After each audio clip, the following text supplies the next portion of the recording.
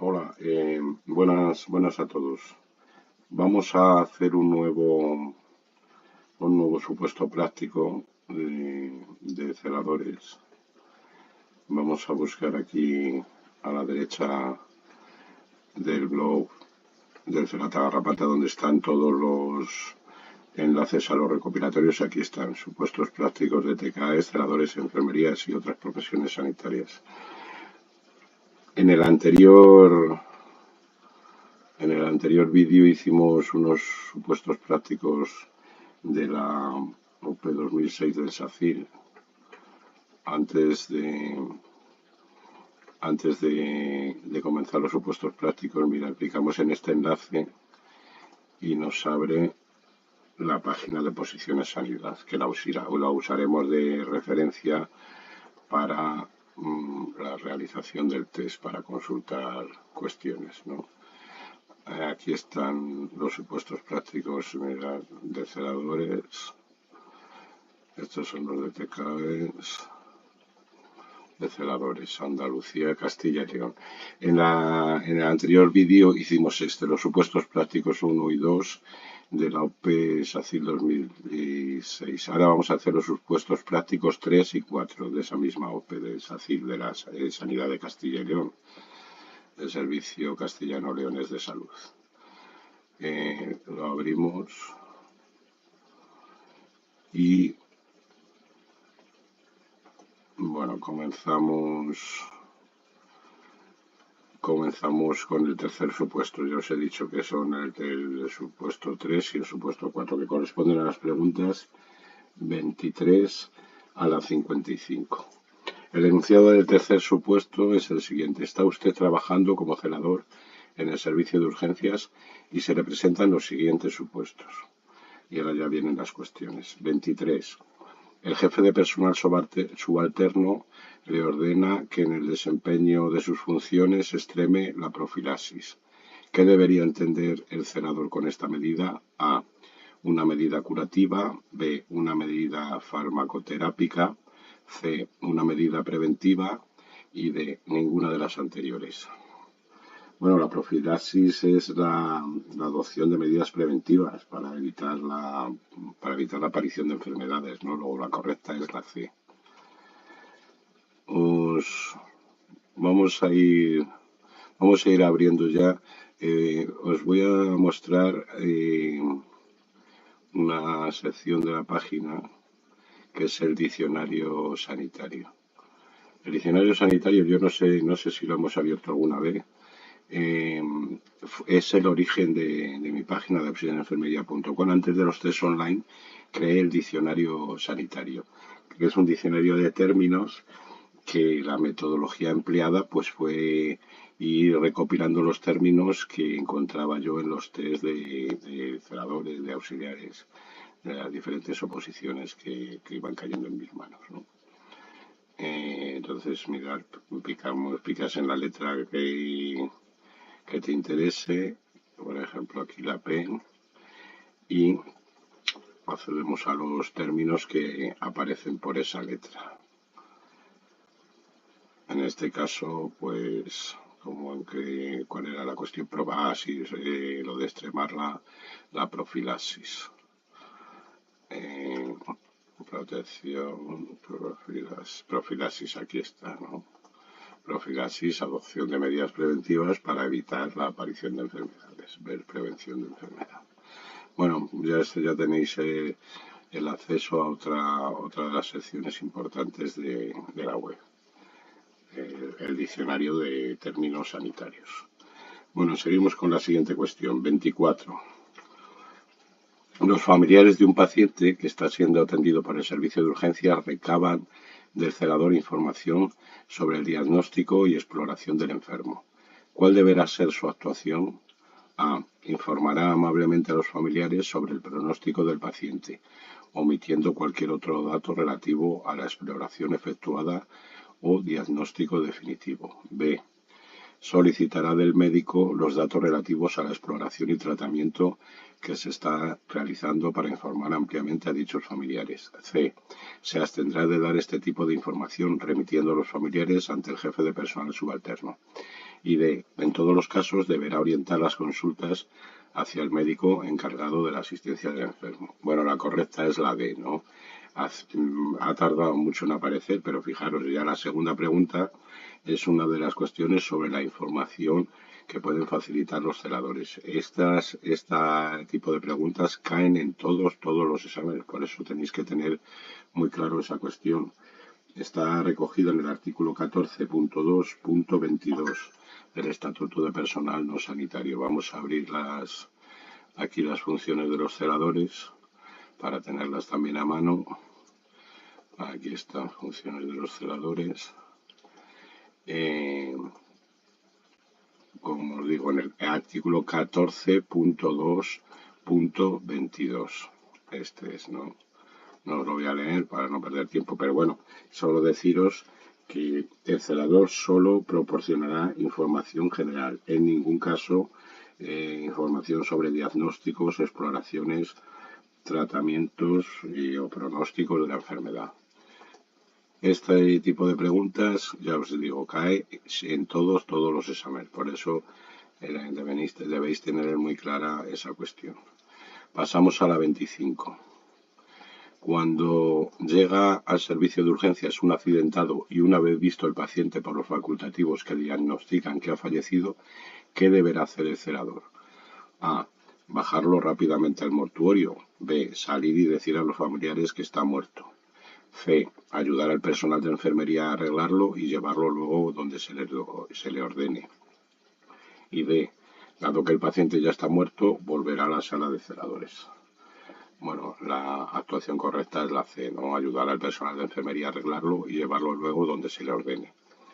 Esto está recogido en el artículo 14.2.19, que establece que los celadores ayudarán a amortajar a los pacientes fallecidos, ayudarán a amortajar a las enfermeras o personal encargado a amortajar a los pacientes fallecidos y luego correrá a su cargo el traslado de los cadáveres al mortuorio o a la sala de cámaras frigoríficas si es que hay que hacer la autopsia, etcétera, donde te manden. Bueno, pasamos a la pregunta 26. La documentación clínica que portan los ocupantes de la ambulancia referente a un politraumatizado al llegar al hospital, el celador deberá entregarla sin ninguna dilación a la unidad administrativa de admisión, B, la supervisora de urgencias, C, el jefe de personal subalterno y D, el médico de guardia. Bueno, la correcta es la D, hay que entregar esa documentación al médico de guardia. En este caso estamos ante la fase 9 del decálogo prehospitalario, es decir, la fase de transferencia del paciente. Vamos a abrir aquí el temario de celadores. Aquí está el temario de celadores online. Ya os he dicho que es válido para todas las comunidades autónomas. Es la parte específica del temario. Es online, gratuito y es oro puro. Ya os lo he comentado en anteriores ocasiones. Y buscamos el tema correspondiente, que en este caso es el tema 28, el tema de las emergencias extrahospitalarias. ¿No veis? Veis aquí un vídeo del decálogo prehospitalario, es decir, el circuito que se activa, y en este caso las fases, esta se corresponde a la fase de transferencia, que como dice aquí, es el acto de entrega del paciente a la atención hospitalaria. Se realizará de forma personal y directa al médico receptor, informándole verbalmente sobre el estado clínico y entregándole una ficha básica de emergencia, donde aparece los datos de la víctima, tanto personales como los médicos, constantes vitales, soporte asistencial, etc. Y el nombre y firma de los componentes del equipo de emergencia.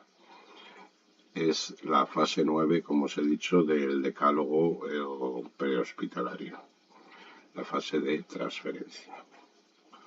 Bueno, seguimos a la siguiente pregunta, la 27. Se ha producido el ingreso de un enfermo a través del servicio de admisión. El paciente no precisa ser trasladado en camilla y debe ser acompañado a una planta. A. Corresponderá a esta función al celador, previa indicación del jefe de personal subalterno. B. Esta función no es específica del celador, de acuerdo con su estatuto. C. En estos casos, el propio servicio de admisión entregará al paciente una tarjeta indicativa de la planta a la que debe dirigirse. Y D. Es una función que únicamente deberá realizar el celador destinado en el servicio de admisión. Perdón. Bueno, la respuesta correcta es la A, ¿no? Es una de las funciones de los celadores que vienen recogidas en el artículo 14.2.12. Traslado de enfermos, tanto dentro de la institución como en el servicio de ambulancias, dice ese artículo. Esto es un traslado de enfermo, aunque el enfermo vaya andando, pero le tienes que acompañar. Si bien es verdad que la práctica habitual, muchas veces en los servicios de admisión, pues dan la tarjeta al paciente o la documentación y le dicen que vaya solo a la planta. Pero digamos que la actuación correcta es, pues eso, que vaya acompañado por un celador, ¿no? Por previa indicación del jefe de personal subalterno, del encargado de turno, etcétera. Pasamos a la pregunta 28. Se encuentra realizando el turno de noche. Observa que el letrero luminoso que señaliza la entrada a ese servicio no funciona. ¿Cuál será su actuación? A. Pondrá en conocimiento a su inmediato superior dicha anomalía. B. Ante la importancia de la avería, por ser vital la señalización, lo notificará directamente al servicio de mantenimiento. C. No tiene obligación de informar, por cuanto esta responsabilidad compete al servicio de vigilancia. Y D. Antes de dar conocimiento de la avería por la razón señalada, tratará de subsanarla por sí mismo. Bueno, la respuesta correcta es la A, ¿no?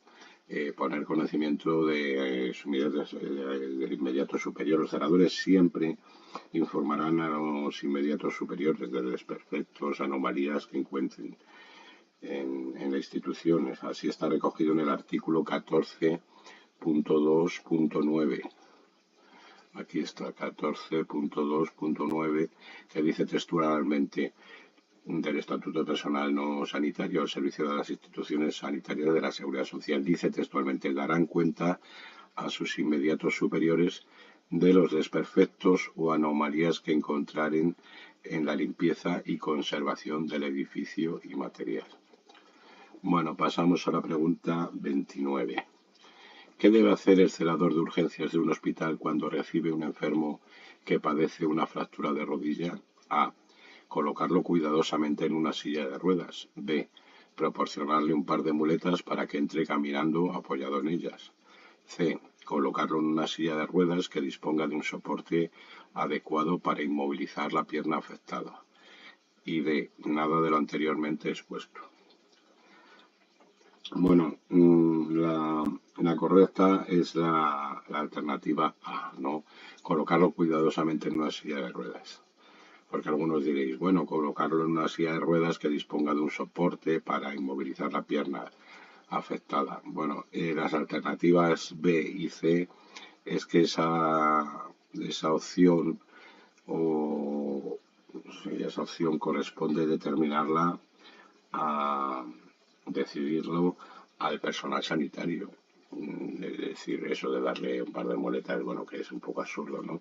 Pero bueno, o colocarlo en una silla con ese tipo de soporte, eso ya es una decisión que corresponde al personal sanitario. Nosotros lo que tenemos que hacer para pasarlo a la zona de triaje o donde corresponda, pues es colocarlo cuidadosamente en una silla de ruedas, puesto que tiene una fractura de rodillas o presuntamente tiene una fractura de rodilla. Pasamos a la siguiente, la 30. Un jefe de servicio clínico de un hospital le comenta que, por favor, deje esa noche la puerta del mortuorio abierta, ya que usted la cierra cuando llega su turno. Usted, A. Comenta la situación con el jefe de personal subalterno para que le dé instrucciones. B. Al ser una situación excepcional y ser una petición de un jefe de servicio, lo hace. C. Solamente podría hacerlo si lo pidiera la supervisora de planta. Y D. Para realizar la petición precisa, Para realizar la petición precisa el acuerdo de la supervisora de planta y el jefe de servicio. Bueno, la respuesta correcta es la A, ¿no? Comentar la situación con el jefe de personal subalterno, porque estamos ante una actuación que altera nuestra rutina de trabajo. Entonces, le debemos comentar pues a nuestro inmediato superior, en este caso a nuestro superior, al jefe de personal subalterno.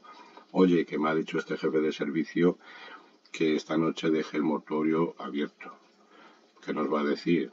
Pues vale, pues déjalo abierto, porque él no se va a enfrentar a un jefe de servicio, pero esa decisión de dejarlo abierto no debe de salir de nosotros mismos, sino que nosotros debemos de informar, al ser una situación anómala, al jefe de personal subalterno para que nos dé las instrucciones pertinentes, que ya os digo que no va a contradecir a un jefe de servicio, pero bueno.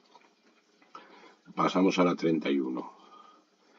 El triaje es A, elegir; B, clasificar; C, colaborar; D, A y B son correctas. Bueno, la correcta es la B, ¿no? A y B son correctas. El triaje es un método de clasificación de pacientes por su gravedad para determinar, es decir, para elegir el orden de atención. Vamos a volver al temario de celadores y en este caso vamos a ir a un tema muy cercano al anterior, que es el 27. Actuación del celador en el servicio de urgencias, donde podréis ver la descripción muy completa y muy detallada de lo que es el triaje, con vídeos incluidos, y de los diferentes tipos de triaje. El sistema de triaje STAR, el sistema de triaje SED, el sistema de triaje Manchester y las diferentes estructuras por colores, ¿no? que contienen cada uno. Repito, todos estos enlaces que abro os los dejo como ya os he dicho en anteriores ocasiones, en la descripción del vídeo, como este tema 29 o 27, que es de la actuación, se refiere a la actuación del celador en el servicio de urgencias, y donde viene, entre otras cosas, descrito todo este tema del triaje, ¿no?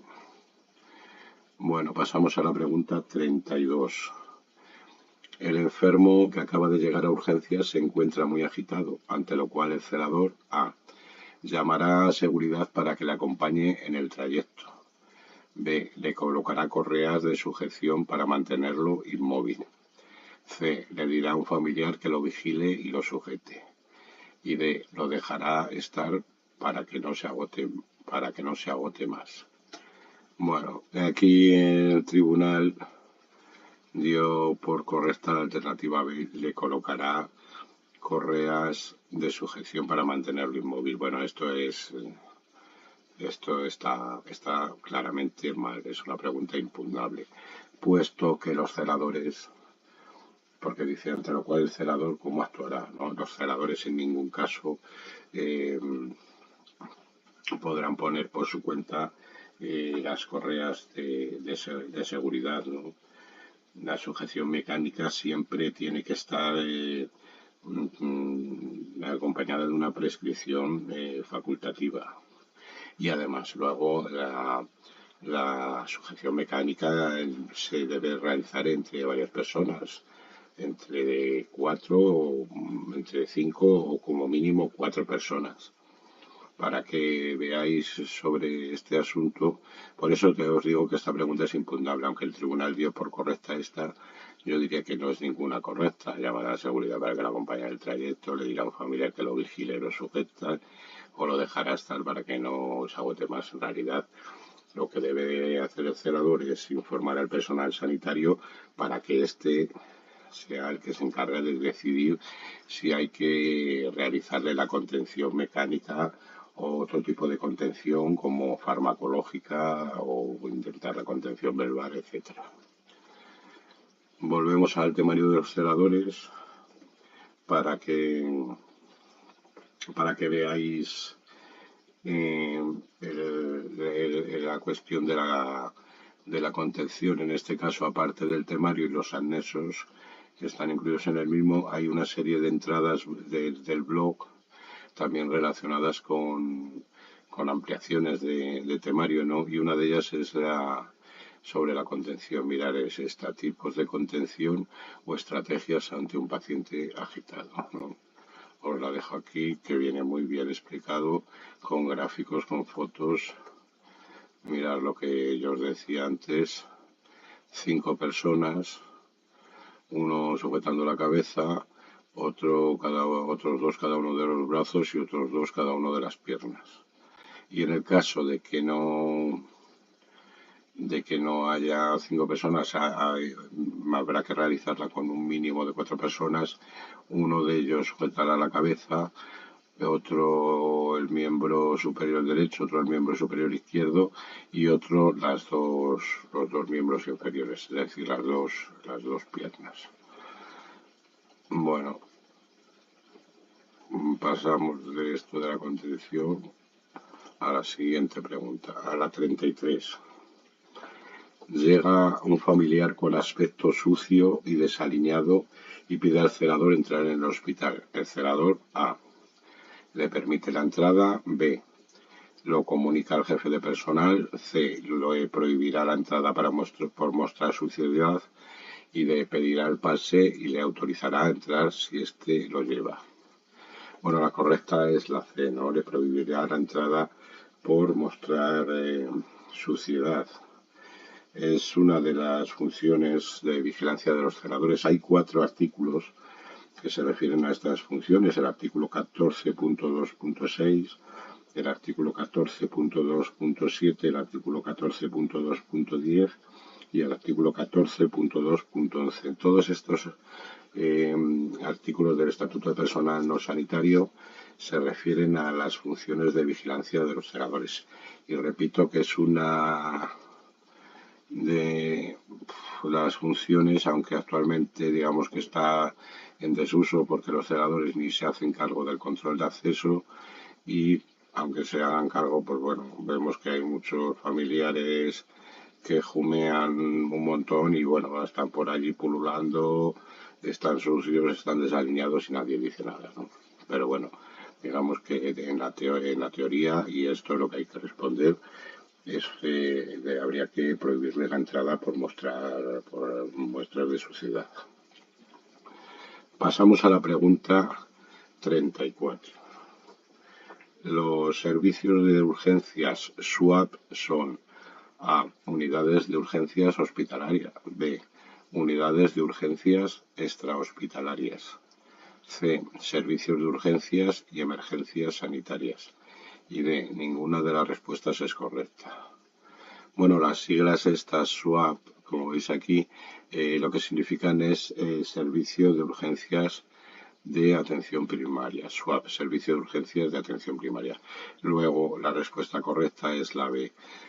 Unidades de urgencias extrahospitalarias, es decir, que no son del hospital, sino que se realizan en los propios centros de salud. Pasamos a la pregunta 35. Las ambulancias asistidas se utilizan para el transporte A. de enfermos en los que no se presupone la necesidad de una asistencia en ruta. B. de enfermos en su situación de urgencia vital de alto riesgo. C. de accidentados que se trasladan a centros de rehabilitación. Y D. en general cualquier tipo de urgencias. Bueno, la correcta aquí determinado es la B, ¿no? De enfermos en situación de urgencia vital de alto riesgo. La verdad que es que, claro, este examen es de 2006. Lo de ambulancias asistidas ya, digamos que es una terminología obsoleta.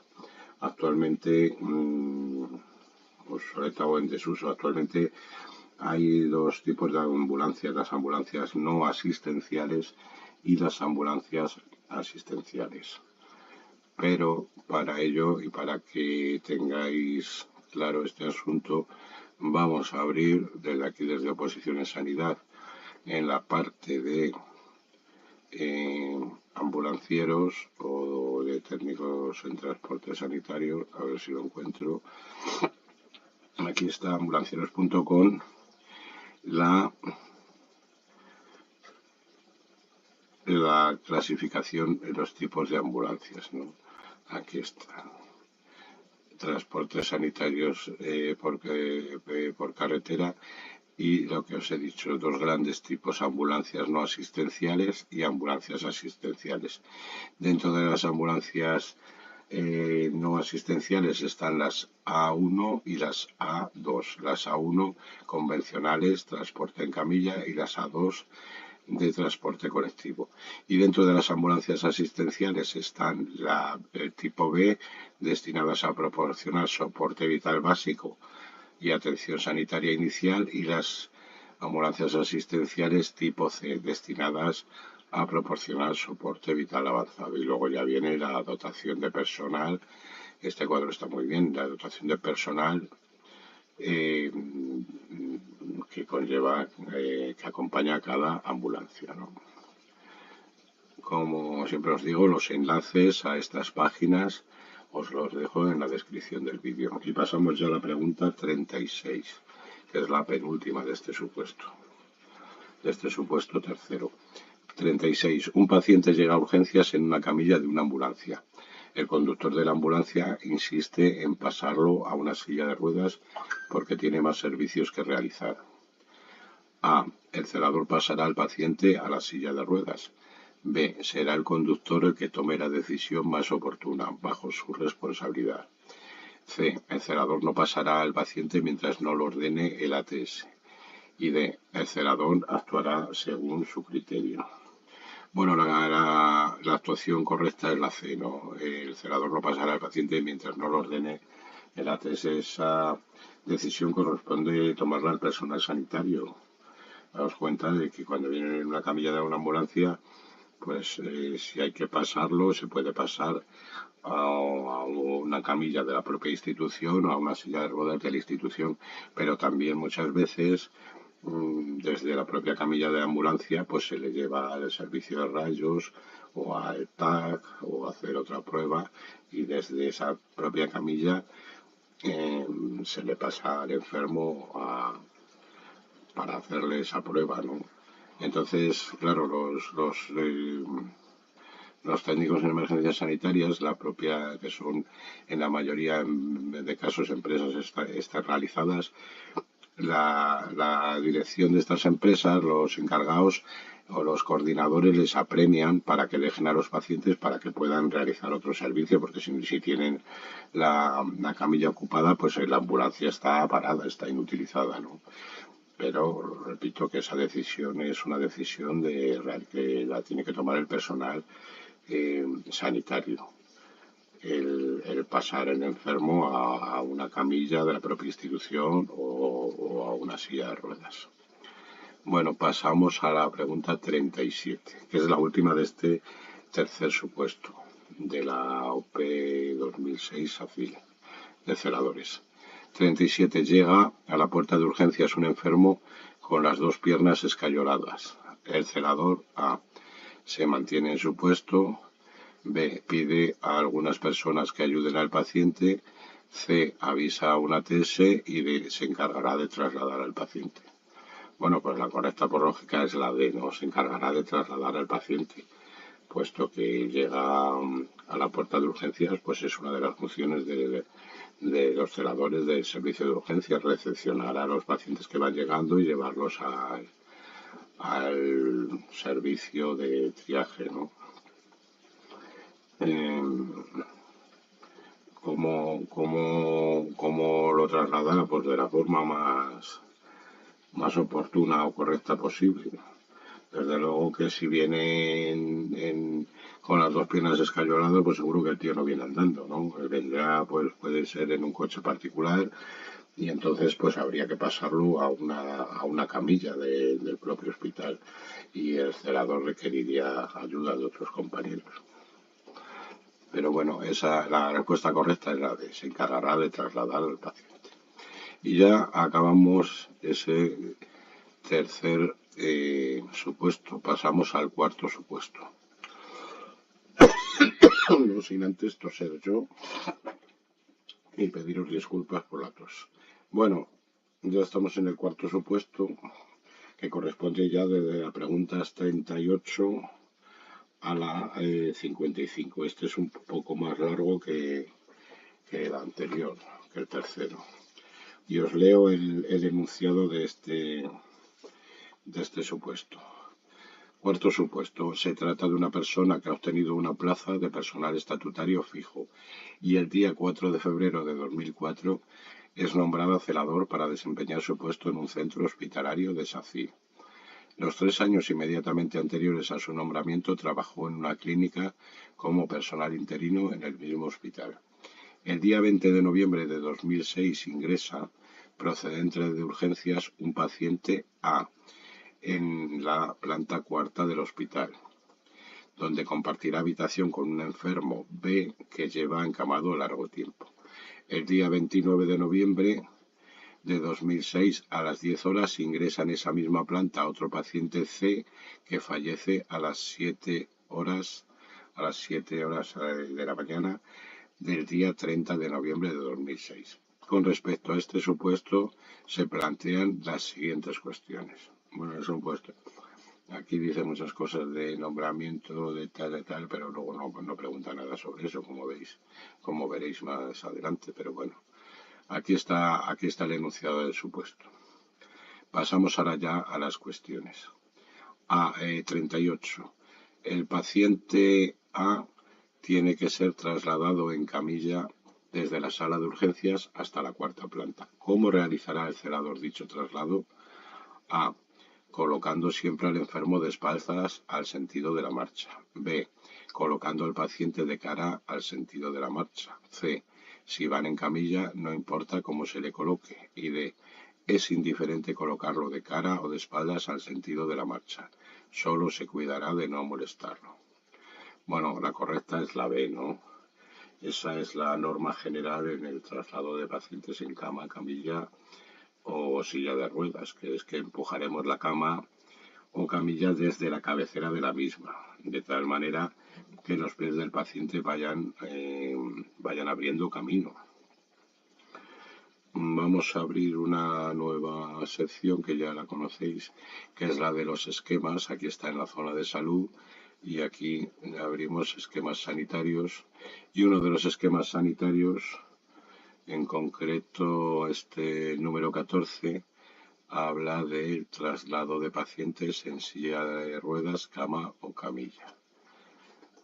Y viene pues todo muy bien reflejado, desde la norma general hasta las situaciones especiales, que son la subida y bajada de rampa con silla de ruedas, la subida y bajada de rampa con cama y camilla, la entrada y salida del ascensor con silla de ruedas y la entrada y salida del ascensor con cama o camilla. Y también, bueno, pues otras particularidades. Y luego aquí tenéis un vídeo que también está muy interesante, que lo podéis ver tanto aquí integrado como aquí picando en... Hola de nuevo. Os voy a quitar el sonido, que es una, una ponencia que presentamos Sonsoles y yo en un congreso virtual de técnicos en cuidados auxiliares de enfermería, que se llamaba Propuesta de protocolización de los procedimientos para el traslado de pacientes en hospitales y otros centros residenciales sociosanitarios, ¿no? Un congreso, ya os digo, de TECAIS de la Fundación FUNCIDEN en el año 2018. Bueno, diréis, sí, pero ¿y qué hace este bobo ahí en un congreso de TECAIS? Bueno, es que yo llevo 30 años en la Seguridad Social y 24 he estado de celador, pero ahora mismo tengo yo tenía plaza tanto de celador como de TECAE, que la tenía en situación de excedencia por desempeñar puestos en el sector público. Y luego ya ahora tengo la de cerador en excedencia, es decir, de los 30 años, 24 son de cerador y 6 llevo de TCAE, ¿no? Por eso lo del congreso este de la protocolización de los procedimientos para el traslado de pacientes en hospitales y otros centros residenciales sociosanitarios. Está bastante bien explicado. Bueno, lo veáis, para que lo veáis cuando queráis. Os dejaré, como ya os he dicho, el enlace en la descripción del vídeo. Pasamos a la siguiente pregunta, la 39. Si se le ordena colocar al paciente en la posición de Fowler, ¿cómo lo haría? A. Con la cabeza ladeada. B. Con los pies más elevados que la cabeza. C. Con la cabecera de la cama elevada de 30 a 45 grados y los miembros inferiores en extensión. Y D. Con la cabecera de la cama elevada de 30 a 45 grados y los miembros inferiores semiflexionados. Esta última es de la denominación correcta de la posición de Fowler, con la cabeza de la cama elevado de 30 a 45 grados y los miembros inferiores semiflexionados.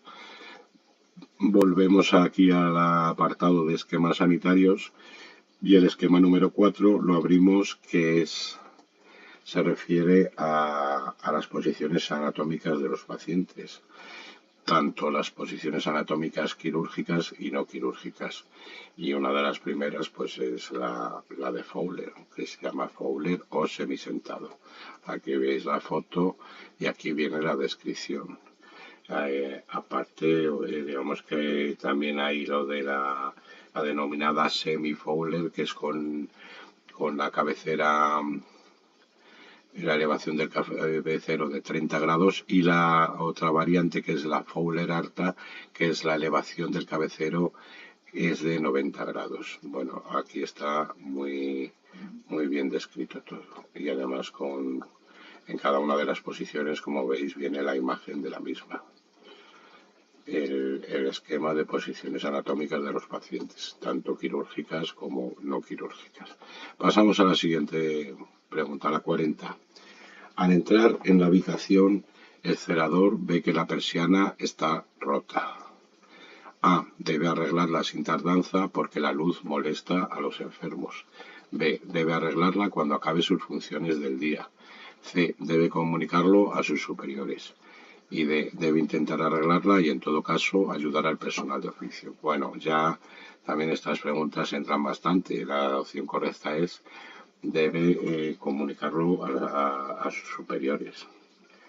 Está así establecido en el artículo 14.2.9, como ya vimos anteriormente. Siempre informar a los superiores. Y este artículo se refiere a informar a los superiores sobre desperfectos o anomalías que encontrará en la limpieza o en la conservación del edificio y material, ¿no? Por eso está contemplado este enunciado, ¿no? La correcta es la opción C. Debe comunicarlo a sus superiores. Pasamos a la 41.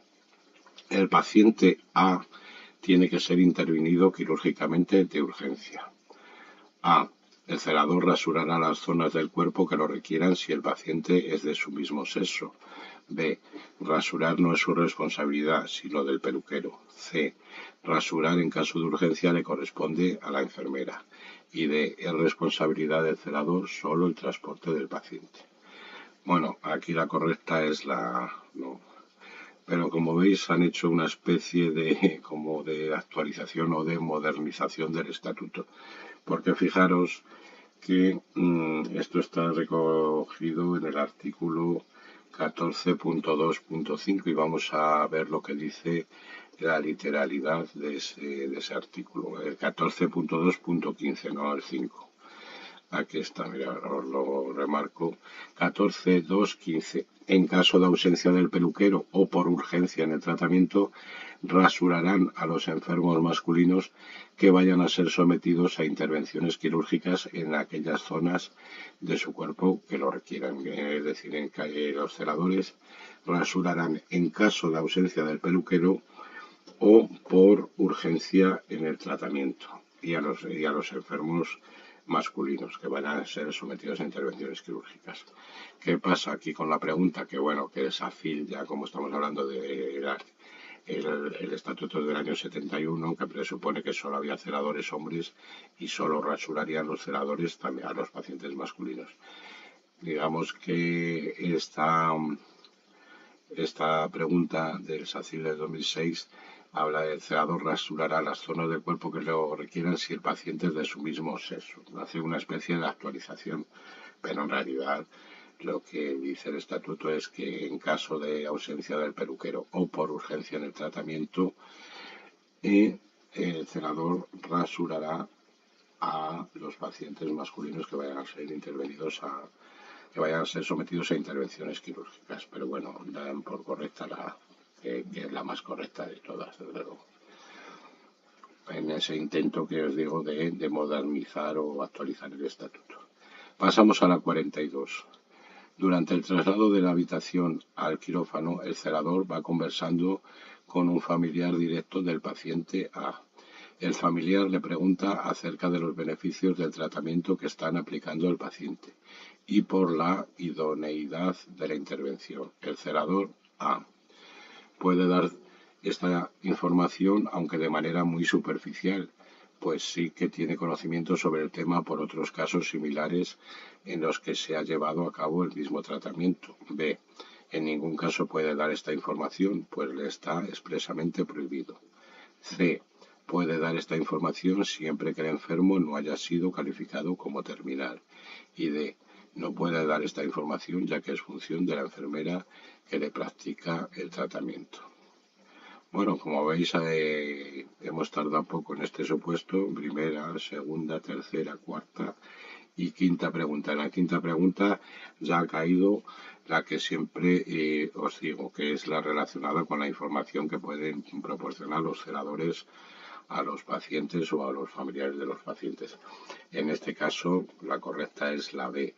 En ningún caso puede dar esta información, pues está expresamente prohibido. Está recogido, como ya os he dicho en un montón de ocasiones, en el artículo 14.2.22, que el celador solo puede proporcionar información general, pero en ningún caso información sobre diagnósticos, exploraciones, tratamientos o pronósticos de la enfermedad. Bueno, pasamos a la pregunta 43. ¿Qué problema surgiría en el quirófano si durante la intervención del paciente del que hablamos se apagase la ventilación? A. Aumentaría el calor en el quirófano. B. Aumentaría el riesgo de explosión. C. Aumentaría el riesgo de infección. Y D. Todas las respuestas anteriores son ciertas. Bueno, pues la correcta es la C, ¿no? O sea, la D, que todas las respuestas anteriores son ciertas. Y pues diréis, ¿y por qué eso de la explosión si se apagase la ventilación? Bueno, no es que vaya a haber una explosión, sino que aumentaría el riesgo de explosión. Debido pues a que debido a los gases utilizados en los quirófanos, como son el oxígeno o los gases anestésicos, que son un tipo de gases que también son inflamables, y al apagarse la ventilación pues tienen más riesgo de inflamarse o de producir explosión, ¿no? Por eso la opción D, S y todas son correctas. Pasamos a la pregunta 44. Por causas desconocidas, en la planta cuarta del hospital se produce una gran cantidad de humo. En este caso, el método de evacuación de enfermos más aconsejable es A. Por arrastre con silla. B. Por levantamiento. C. Por arrastre directo. Y D. Por arrastre con colchón. Bueno, la correcta es la C, ¿no? Por arrastre directo. Al tratarse de una planta, digamos, lejana, pues lo del levantamiento es bastante complicado, ¿no? Porque requiere mucho esfuerzo, es mejor por arrastre directo. Y estas, la A y la B, por arrastre con silla y por arrastre con colchón, están dentro del arrastre directo. Dentro del arrastre directo se pueden utilizar varios medios. Por eso la correcta es la C, por arrastre directo. Vamos a ir de nuevo al temario de celadores y aquí están en las entradas que os he dicho, en entradas de blog con ampliaciones de temario. Una de ellas, del 18 de abril del 2023, es esta: evacuación hospitalaria de pacientes. Aquí está muy bien definidos los tipos de evacuación, las técnicas de traslado de paciente. Mirad, aquí están las técnicas de traslado de paciente en una evacuación hospitalaria: por levantamiento y por arrastre. El arrastre directo, por las muñecas, por las axilas con sábana o manta. Arrastre directo también con silla o con colchón. Por eso os digo que la alternativa correcta es la C, por arrastre directo, porque incluye el arrastre con silla o el arrastre con colchón. Luego, en cada situación concreta se determinará cómo se realiza. Pero hay que descartarlo del levantamiento porque requiere mucho más esfuerzo. Mirar, aquí está lo del levantamiento, que puede ser a hombros, por las extremidades, formando con las manos una silla para el paciente, que requiere más esfuerzo. Si veis aquí el arrastre, la mayoría de los casos puede incluso realizarlo una sola persona, pero en el levantamiento en la mayoría de los casos son con dos. Bueno, vamos a pasar a la siguiente pregunta, que es la 45. Se va a hacer una prueba diagnóstica al paciente que lleva encamado largo tiempo. Antes de realizar la movilización del citado paciente, ¿qué debe hacer el celador? A. Frenar la cama. B. Lavarse las manos. C. Saludar y explicar al paciente el procedimiento. Y D. Todo lo anterior. Bueno, pues es todo lo anterior, ¿no? Debemos realizar todos estos pasos antes de realizar la movilización de este paciente o de cualquier otro. O, por ejemplo, para la realización de una placa portátil, ¿no? Pues hay que mover al paciente, pues si está de lado hay que colocarlo en decúbito supino y debemos de frenar la cama, lavarlo las manos y decirle al paciente que vamos a colocar boca arriba porque le van a realizar una radiografía. Bueno, pasamos a la pregunta 46. El estatuto permite en algunos casos que los celadores: A. Apliquen tratamientos que no precisen medicamentos. B. Ayuden en la práctica de autopsia sin utilizar instrumental sobre el cadáver. C. Auxilien a los médicos en los quirófanos bajo las indicaciones de la supervisora. Y D. Las respuestas B y C son correctas. Bueno, lo que el estatuto permite es que el celador ayude en la práctica de autopsias sin utilizar instrumental sobre el cadáver, ¿no? Esto está recogido en el artículo 14.2.20. La alternativa: apliquen tratamientos que no precisen medicamentos. Bueno, los celadores no, en ningún caso están autorizados para aplicar tratamientos, ni que no precisen medicamentos, ni que sí precisan medicamentos. Jamás aplican tratamientos. La respuesta correcta es la B. Y en la C podríais decir, bueno, pues también es correcta la C porque hay auxiliar. No. Las labores del celador en el quirófano, os la voy a decir, que están recogidas en el artículo 14.2.16. Vamos a verla aquí. 14.2.16 y dice textualmente: en los quirófanos auxiliarán en todas aquellas labores propias del celador destinado en estos servicios, así como en las que les sean ordenados por los médicos, supervisoras o enfermeras. Es decir, auxiliarán en todas aquellas labores propias del celador destinado en estos servicios. Pero no dice que auxilien a los médicos directamente en los quirófanos, ¿no? Y mucho menos bajo las indicaciones de las supervisoras. Luego la correcta es la B, pueden ayudar en la práctica de autopsias sin utilizar instrumental sobre el cadáver. Os recuerdo que en relación con la práctica de autopsias, que como ya os he dicho, está recogido en el artículo 14.2.20, el celador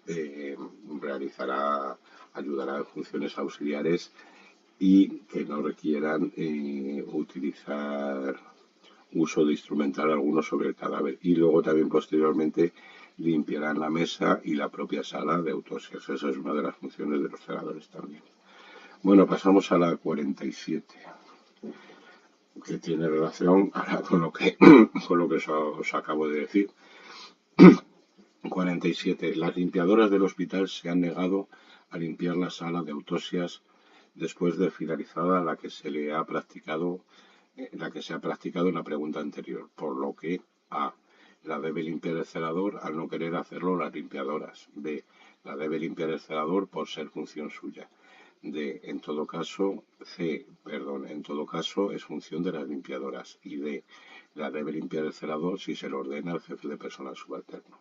Bueno, la opción correcta es la B. La debe limpiar el celador por ser función suya. Ya os he dicho que viene recogida en el artículo 14.2.20. Vamos a verlo de todas formas para que literalmente lo que dice el artículo 14.2.20 ayudarán a la práctica de autopsias en aquellas funciones auxiliares que no requieran por su parte hacer uso de instrumental alguno sobre el cadáver. Limpiarán la mesa de autopsias y la propia sala. Bueno, pasamos a la siguiente pregunta, la 48. ¿Cuál de las siguientes afirmaciones es falsa sobre el amortajamiento? A. El cuerpo no debe manipularse delante de los familiares. B. Lo deben realizar los celadores exclusivamente. C. Se debe hacer antes de que aparezca el rigor mortis. Y D. Si la habitación es compartida, se aislará mediante biombo. Bueno, vemos que las opciones A, la C y la D son claramente correctas. La que no es correcta, es decir, que es falsa, es que la deben realizar los celadores exclusivamente. El amortajamiento corresponde al personal sanitario, en concreto al personal de enfermería, auxiliado por los ECAES, y los celadores ayudarán en ese proceso y luego llevarán el cadáver al mortuorio, pero en ningún caso deben realizar el amortajamiento exclusivamente, ¿no? Así está recogido en el artículo 14.2.19. Sobre el amortajamiento ayudarán a las enfermeras o personas encargadas a realizar el amortajamiento y luego correrá a su cargo el traslado de los cadáveres al mortuorio. Pasamos a la siguiente pregunta. 49. Por lo general, la temperatura que se recomienda en el interior del quirófano oscila entre A. 16 grados mínimo, 24 grados máximo. B. 18 grados mínimo, 26 grados máximo. C. 20 grados mínimo, 25 grados máximo. Y D. 14 grados mínimo, 22 grados máximo. Bueno, la opción correcta es la A. Esta es la temperatura que se recomienda en el interior del quirófano, 16 grados de mínima y 24 grados de máxima. Vamos a ver el temario de celadores, porque fijaros, el temario de celadores, aquí está, incluye 3 temas, el 14, el 15 y el 16, sobre las normas de actuación del celador en los quirófanos.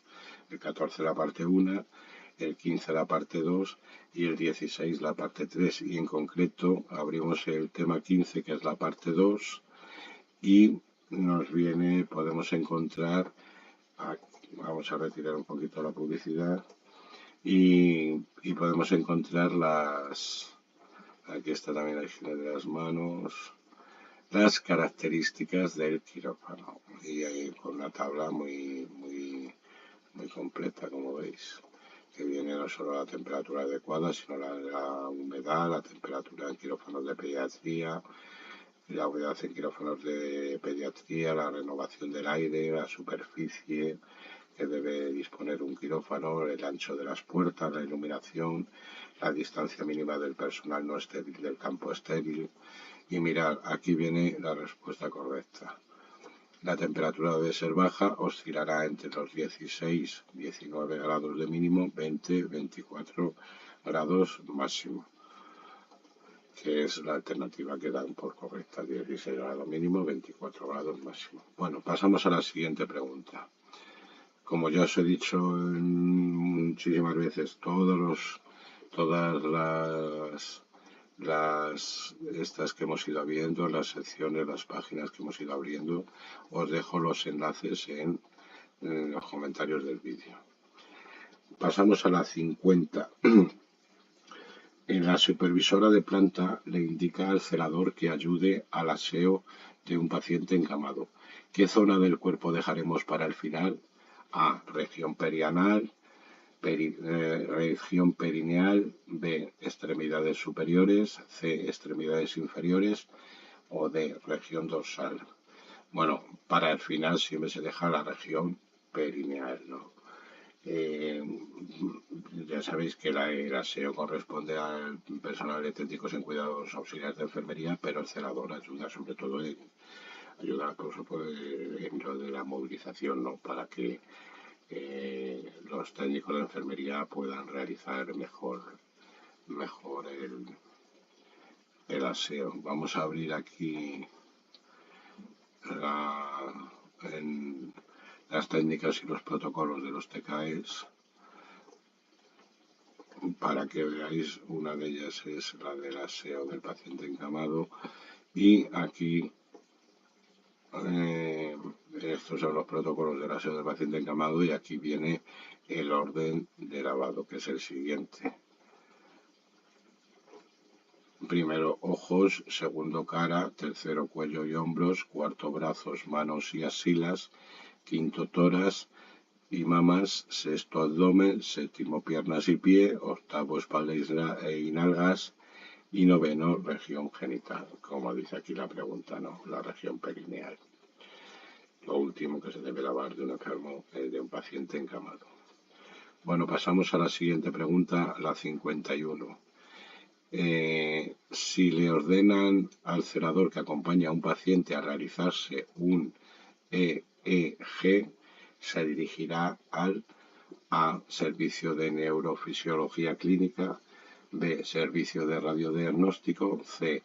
Servicio de cardiología y D. Servicio de rehabilitación.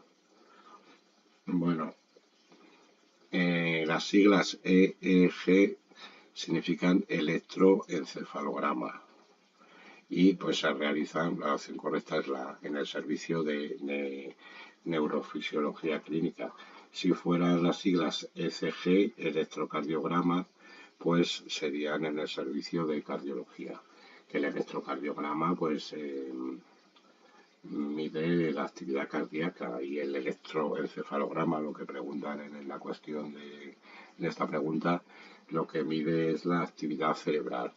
Y ya os repito, el electroencefalograma se realiza en el servicio de neurofisiología clínica.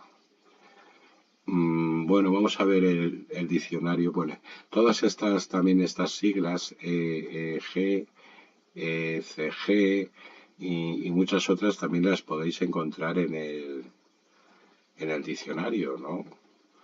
Por ejemplo, mirar aquí la E, ¿no? Pues viene una serie de siglas, entre ellas estas que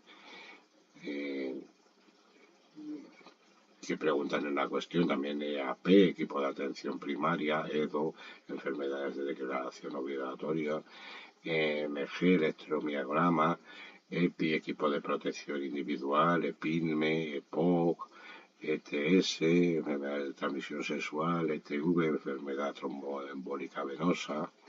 Bueno,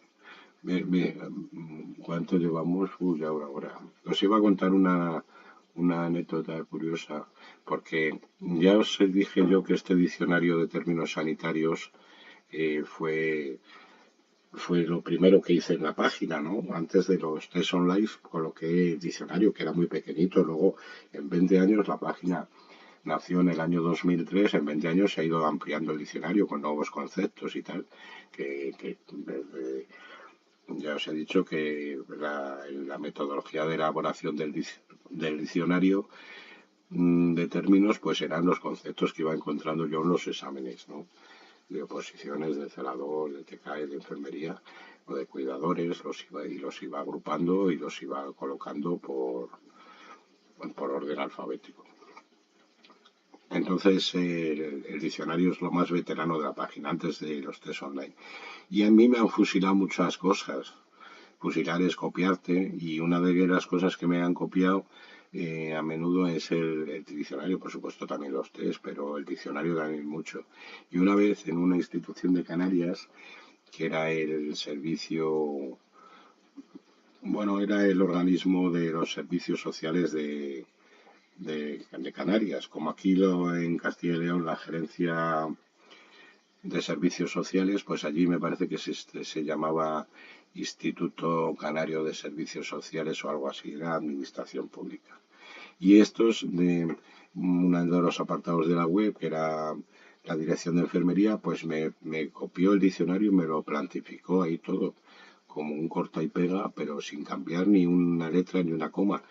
Y me acuerdo, porque era muy gracioso, porque en esto de las siglas, por ejemplo, las de ECG, electrocardiograma, que puede medir la actividad cardíaca, también me refiero a los colores de los electrodos, y también pongo aquí ECG, también son las siglas de Cerata Garrapata, webmaster de esta página, ¿no? Bueno, pues ellos, como no tocarán nada, ahí lo dejaron en el diccionario, y entonces es curioso que la gente entrara allí, viera ECG, electrocardiograma, y también son las siglas del Cerata Garrapata. Y estuvo así durante mucho tiempo. Ya ha desaparecido, porque ha desaparecido esa página, vamos, no esa página, sino esa sección que tenía la dirección de enfermería del diccionario de términos, pero estuvo así durante muchos años y nadie lo cambió. Bueno, es una anécdota curiosa, ¿no? Sobre el fusilamiento de la web. La gente copia de todo. Bueno, yo también me callo también, porque yo también copio bastante de aquí y de allá, y entonces tampoco es cuestión. Pero bueno, pasamos a la siguiente pregunta, a la 52. Al celador de quirófano del hospital le indican que coloque al paciente en decúbito prono. ¿Cómo lo colocaría? A, tumbado de costado; B, tumbado boca abajo; C, tumbado boca arriba; y C, de rodillas encima de la mesa quirúrgica. Bueno, la correcta es decúbito prono, tumbado boca abajo, también llamada decúbito prono o ventral. Volvemos a la parte de los esquemas y al de las posiciones anatómicas, que está muy bien, que repito, viene la descripción de cada una de las posiciones, y la fotografía o la imagen, no son fotografías sino imágenes, es la imagen correspondiente. Aquí está el decúbito prono o ventral, la descripción de la posición y la fotografía correspondiente.